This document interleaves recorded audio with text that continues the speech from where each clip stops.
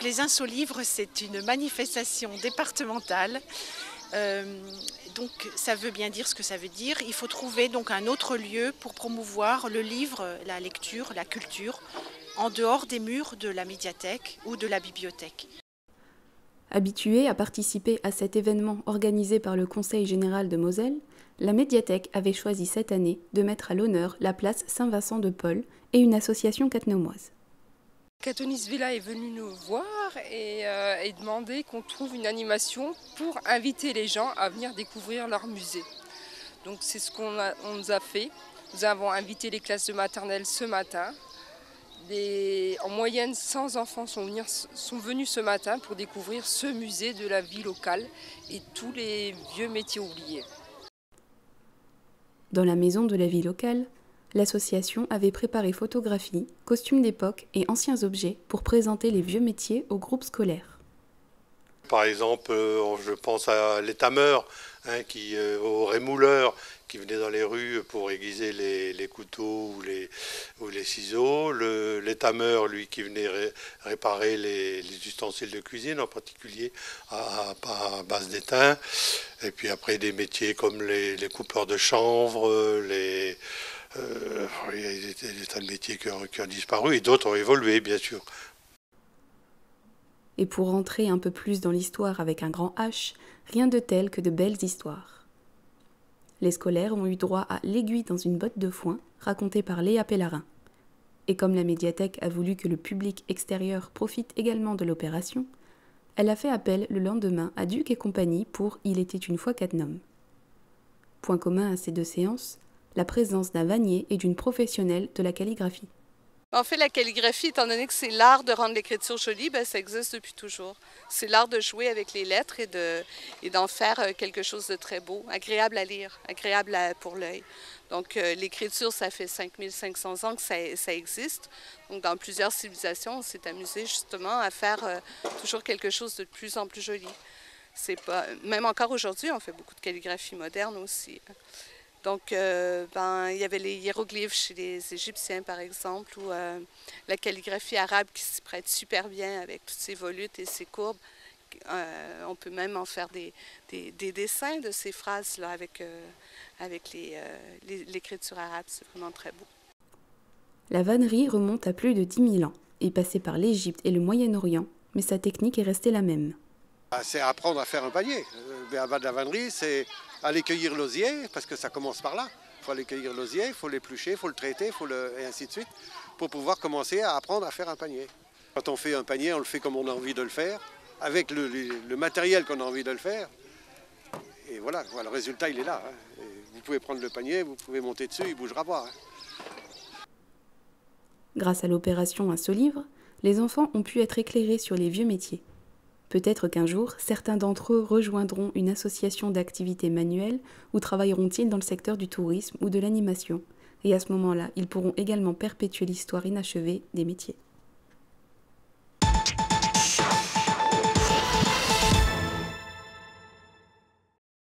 La maternelle champêtre a profité de sa traditionnelle fête de fin d'année pour présenter une exposition d'œuvres d'art réalisées par les enfants. Donc cette exposition, elle clôture en fait notre projet d'école, c'est la 3e année. Nous avions fait une première année où nous avions travaillé sur les aliments, où nous avions fait un repas pour l'école Victor Hugo. Et en fait, la 2e année, nous avons travaillé sur les fleurs, l'embellissement de l'école, la création d'un potager. Et donc cette année, nous sommes restés sur le thème de la nature, mais à travers les arts. Et comme on fait un spectacle tous les 2 ans, cette année, l'année dernière, nous avions fait le spectacle. Donc cette année, c'était une exposition. On avait envie de montrer un petit peu aux parents notre travail de toute l'année. Moment privilégié pour rencontrer les parents que les enseignants ne voient pas souvent pendant l'année, ou pour conforter des amitiés entre élèves, enseignants et parents. Cette fête a également été l'occasion d'organiser une petite surprise pour une enseignante sur le départ. J'ai travaillé dans un cadre exceptionnel. J'ai eu des collègues très très sympathiques, toujours de très bonne humeur, et les parents aussi nous ont toujours soutenus. La municipalité aussi était toujours partante pour tout ce qu'on a voulu développer avec eux. Et je leur en remercie beaucoup. Voilà, je pars pour suivre mon mari aux États-Unis. Grâce à des répétitions improvisées dans le dortoir ou dans le bus qui les emmenait à la piscine, les enfants encadrés par leur aide maternelle avaient préparé une chorégraphie sur l'air de Jodassin, l'Amérique. J'étais très surprise Et je suis vraiment ravie, je les remercie beaucoup d'avoir pensé à moi, quoi. Beaucoup de parents regretteront cette institutrice motivée et dynamique qui a tout fait pour faire progresser sa classe. Espérons que les jeunes Américains puissent rapidement profiter de ces enseignements à leur tour.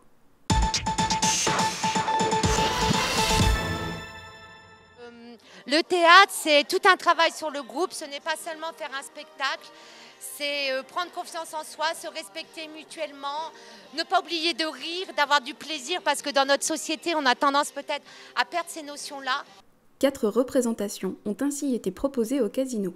4 représentations jouées par 4 groupes différents, tout petits, moyens, grands et adultes. Parti de zéro est capable aujourd'hui de surmonter le trac pour monter sur scène et camper des personnages atypiques.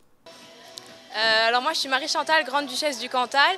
Je suis un petit peu une snob qui vient me raconter mon cheminement parce que j'étais donc dans l'univers de la haute noblesse. Puis j'ai rencontré quelqu'un qui m'a fait découvrir un peu la moins haute noblesse. Donc je raconte comment j'ai parcouru mon chemin. Mon rôle, en fait, je voulais être chanteuse et j'ai raté. Et à la fin, j'attends mon premier enfant et j'espère que ça sera une fille et qu'elle sera chanteuse. C'est en 6e, j'ai fait une pièce de théâtre et puis je me suis rendu compte que ça m'intéressait en fait. Donc après, je me suis dit pourquoi pas en faire. Dans la pièce, moi je suis la speakerine. La speakerine. Elle présente l'émission, elle gère l'émission. On part sur Les Précieuses Ridicules, donc une pièce de Molière, et on s'est dit qu'est-ce qu'on veut faire comme rôle tous.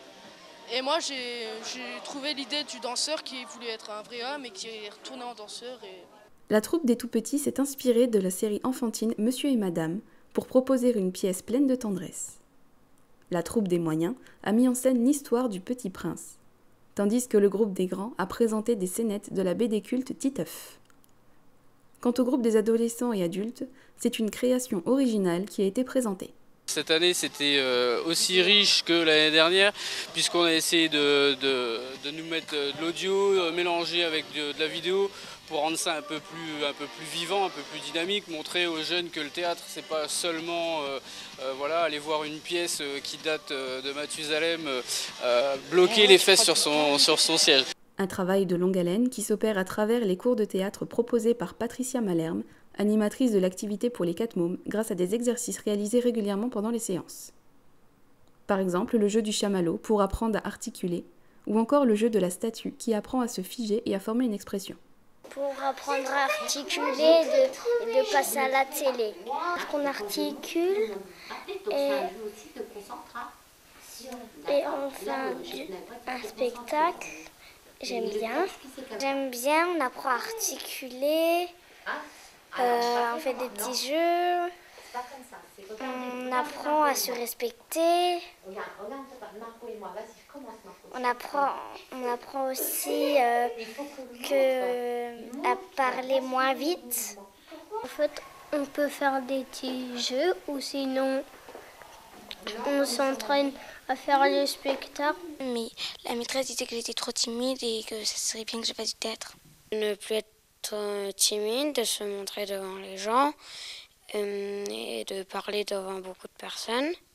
Parce que je me suis dit que c'était bien, que j'avais de quoi m'occuper et pas de m'ennuyer chez moi.